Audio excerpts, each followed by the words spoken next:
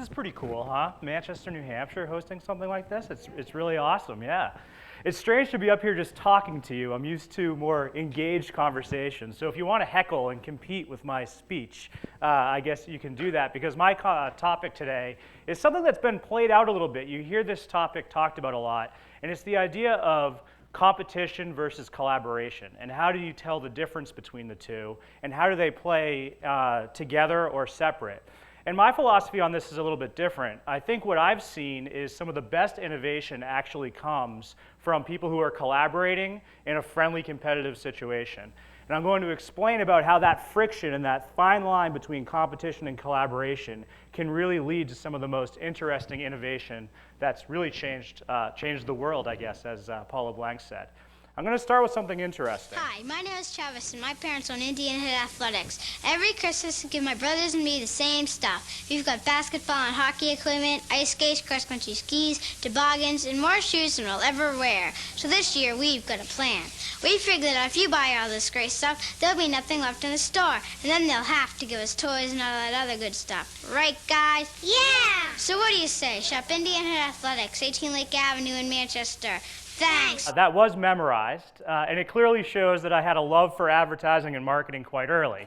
What it also shows, though, is collaboration with my brothers. Now, granted, I might have been a little older. I might have had the gift of gab a little more than them. My brother Kyle probably exceeds me with that now. But this family dynamic was always part of my life. And the thing that's really interesting about a family dynamic, there's 5 boys in my family, so I have 4 brothers. There is a lot of competition. We're fighting, we're arguing, but at the end of the day, we're family. We love each other. We're looking out for each other, and we collaborate with each other. And there was this interesting dynamic. I might have been playing the lead in that commercial, but I gave them a speaking line. I think they said, yeah, maybe once in it. And that kind of starts off this idea of you're competing with each other, but at the same time, you're looking out for each other. That leads to my athletic career. Believe it or not, I used to be a lot thinner, stronger, faster. I was an athlete growing up. I played football predominantly. My father owns a sporting goods store. It was a big part of our family. And the interesting dynamic was I grew up in Bedford, and when I went to go sign up for the mighty West Raiders, the program was full. And so I had to go play for the East Cobras, other side of the river, and more inner city. And all of a sudden, all my closest friends became my biggest competition. We were competing against them. This is me making the game-winning interception, city championship. I think I was 11 years old, and it's the East Cobras beating the West Raiders. This thing is huge. It's like this big. It hung on my wall from the time I was 11 years old, through middle school, through high school, through college. If my wife thought it fit the decor of our house, it would be in our living room. It hangs in my office. But the point is these were my closest friends that I was competing against. And we could compete against each other, but we could still be friends. And that healthy competition increased both of our performances. So we're not here to talk about sports. We're not here to talk about brotherly competition. We're here to talk about innovation. And innovation means something different for everybody. And I don't want to get into the theory of innovation. I'd rather use some examples of this friction between collaboration and competition that I think led to some pretty interesting innovation. And then I'm going to share some of the common threads between those things so that hopefully you can take some of these things away and think about it and try some of these opportunities out yourself. The first one I'm going to talk about is Royal Caribbean Cruises. I was fortunate enough to work for one of the first internet marketing companies. And we did all the digital marketing for Royal Caribbean. It wasn't called digital marketing back then. It was basically websites. We built websites. That was pretty much the extent of it. Well, we had a sister company, same parent company, that was a traditional advertising company. They did all the branding, the television, the radio, the print. And when they realized this internet thing might get hot, they started trying to steal our business. Well, we were owned by the same parent company. Why were they trying to steal our stuff? The reality was they were seeing where the market was going. Well, then something really interesting happened. Royal Caribbean had some what they called distressed inventory. They couldn't sell a few spots on a cruise ship. And they called and they said, hey, you know that email thing that you just send random information to people about? What if we tried to sell cruises through email and use that as a promotional tactic? And we said, okay, well, that sounds great. The problem is your traditional agency has your database, and we have the email technology.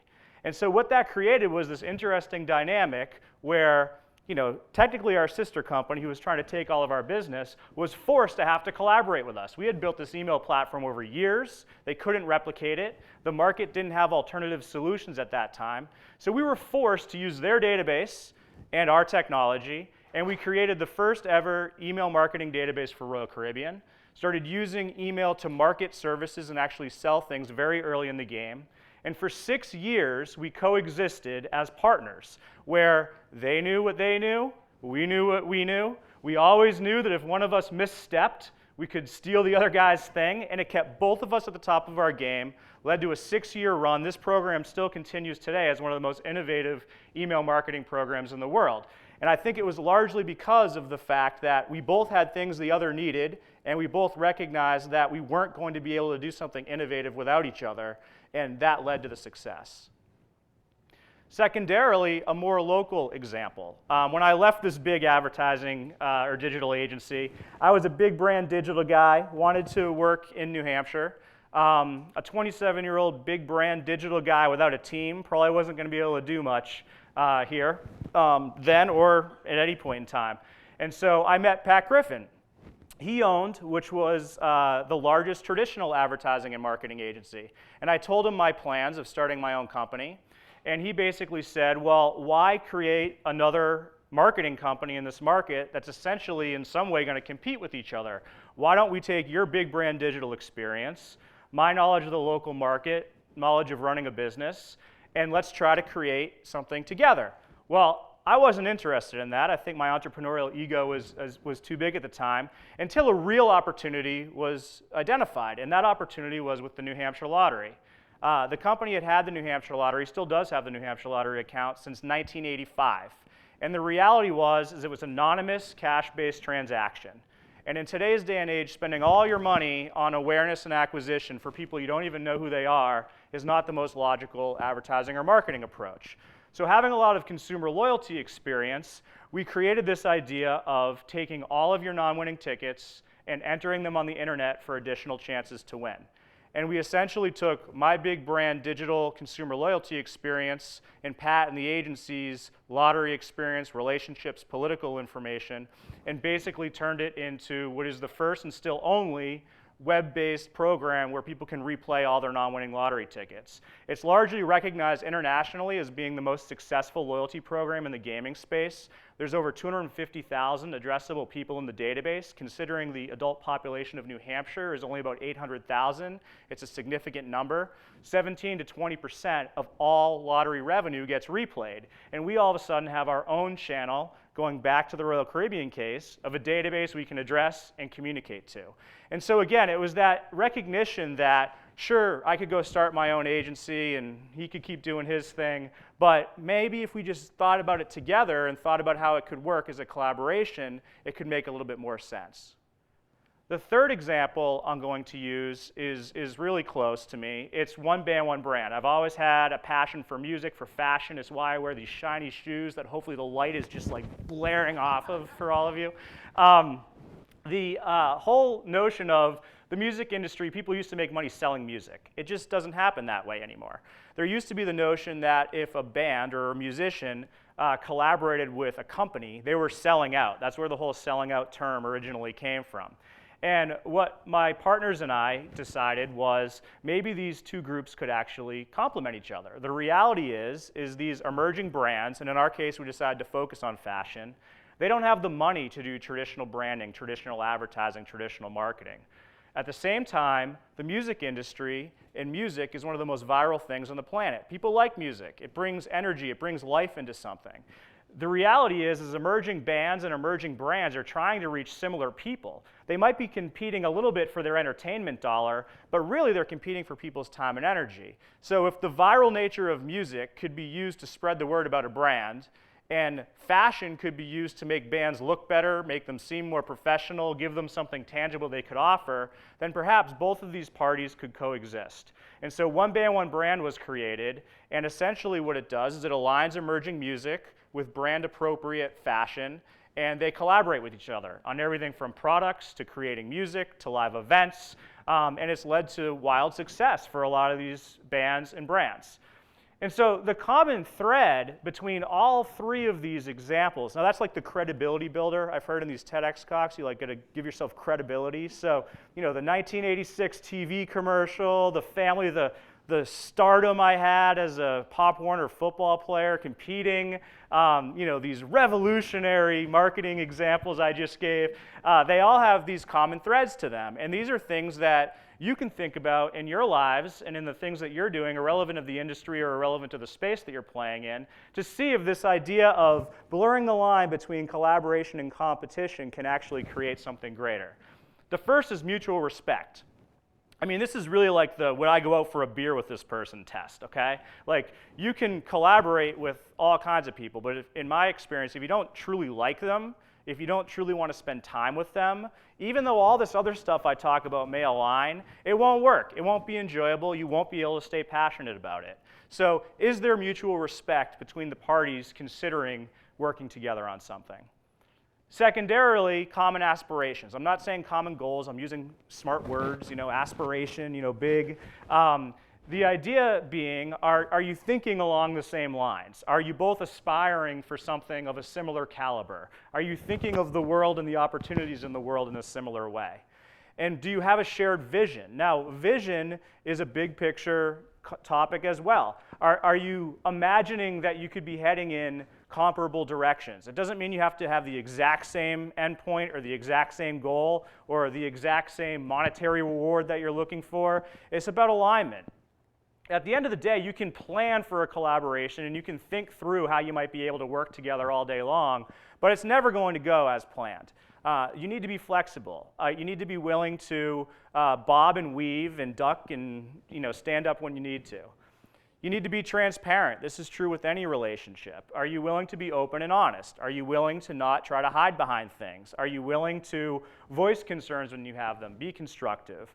And if you can be transparent, then you're going to ultimately have trust. And trust is very important to this dynamic as well. And again, it goes back to the family thing. I don't want to associate business with family too much, but at the end of the day, you start looking at all these things and you start thinking about that dynamic in many families. And although there's this healthy competition, underlying all of it is some of these common themes. Values alignment, I also think, is very important. Different people, and I've learned this in the business world, have different interpretations of how they want to operate. They have different principles. They have different ways of viewing ethics. Some people have very different approaches in their personal life versus their professional life. And I've found that if you don't share similar values with somebody, and if you don't like them, and if you don't trust them, and if you don't have a shared vision, whether you're competing or whether you're collaborating, it's never going to work. And at the end of the day, what this all comes down to, again, these are all kind of big words, big topics, things to think about. It all comes back to looking in the mirror and looking at yourself and making a true, honest assessment of what are you good at? What are you not good at? What are you willing to sacrifice from an entrepreneurial ego perspective? Are you willing to share credit for something? These are all questions that you have to ask yourself. Some people neglect to understand that they aren't really a leader, they're a dictator, or they aren't really a collaborator, they're a bullshitter, So how do you define yourself? And what are you truly? If you don't understand what you are truly and what all those things I just touched on, your values and your visions and your aspirations, if you don't understand those things, you're never going to be able to effectively collaborate. One thing I've learned when I'm exploring who to work with, whether it be a client or whether it be an employee or whether it be a company, is what gets you up in the morning? What is it that makes this exciting for you? Not everybody wants to change the world. Not everybody wants to make tons of money. Not everybody wants a stable job. Not everybody wants to live in Manchester, New Hampshire. Not everybody wants to work in marketing. Not everybody wants to do the same things. So at the end of the day, if you don't know who you are and what you're all about, it becomes very challenging to consider collaboration. And it also becomes very challenging to be successful in a competitive environment. Look at this poor guy. For some reason, he thought he could pull this off. Now, I wish I could say this was like somebody I knew's grandfather or something. It's just some stock image. But the point is, this is an example of a guy who thought he wanted to be something, thought he wanted to relate to something, thought he could go in a certain direction, and he can't pull it off. And the rest of the world looks at it and says, this is ridiculous. Look how silly this individual looks. Well, this is how things work in business all the time. People think they are something that they're not, and they have a hard time accepting what they don't know and where they might benefit from surrounding themselves with smarter people who can do certain things better than them and who may collaborate with them. At the end of the day, as I've referenced earlier in those cases, if there's not that little bit of friction between, gee, is this person on my team or not on my team, then you end up in situations where innovation can't happen. I've also been in situations, and I intentionally didn't put them in here for fear of ticking certain people off, where collaboration seemed obvious. We should work together. We should do these things together. But at the end of the day, if there's not values alignment, shared vision, and all these things I referred to, they fall apart. Contrary to that, there are situations where somebody looks like an obvious competitor to you, and upon talking to them and getting to know them a little bit, you recognize that you share a lot of similar things and you could maybe complement each other. So in closing on these topics, it really comes down to, and this is a very cheesy picture, I will credit my multimedia guy with these photo selections. Can you imagine yourself like this with this person, this company, this technology, this thing you're looking to collaborate with? Would you look nice together? Would you sound nice together? Would you, sing in harmony? Could you create this vision? This is, obviously I'm drawing an example here that's not realistic, but it's a visual that you can start thinking to yourself. Does this really all fit? And at the end of the day, the test I always use is it's kind of like the passenger in the car. Like, we're going to drive across the country, and we know in general where we want to end up, but we have no idea how the hell to get there. And I'm going to have this person sitting in the seat next to me. I'm going to want to drive some of the time, but they're going to want to drive some of the time. Who knows what that balance is going to be? I can read a map okay. The navigation annoys me. There's going to be traffic. There's going to be road closures. There's going to be weather. There's going to be all these different things happening. And although you're both excited about where you're heading, there's going to be some friction in this situation. You're not always going to get along. You're not always going to like each other. But at the end of the day, would you want to go on this road trip? Knowing that you're going for the same destination, but the path is not clearly defined.